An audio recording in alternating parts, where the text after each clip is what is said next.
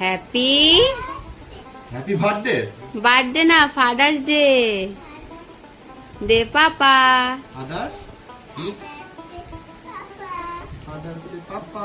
পচা পাপা। তুমি আগে ওকে খাও, ও আগে খাও তোমাকে।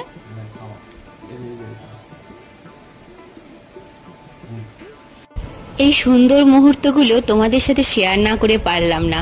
কাল ছিল ফাদার্স ডে, আর ও পাপার জন্য এতটাই এক্সাইটেড থাকে যে ফাদার্স ডে তো করবেই। তো চলো, আজকে ফাদার্স ডেতে রেসিপি ছিল সাদা ভাত, আর তার সাথে ছিল কষা চিকেনের মাংস, ব্যাস। আর তার সাথে অনেক রকমের মিষ্টি। এই মিষ্টিটা অবশ্য আমার দিদিরা এসেছিল, তারা এনেছিল। আর তারপরে দেখো মেয়ের কীর্তি, বলছে আজকে আমি খাওয়ার পরে ঘরটা আমিই মুছে নেবো। তো চলো, কেমন লাগলো ভিডিওটা অবশ্যই কিন্তু একটা কমেন্ট করে জানিও। ভালো লাগলে লাইক করো, সাবস্ক্রাইব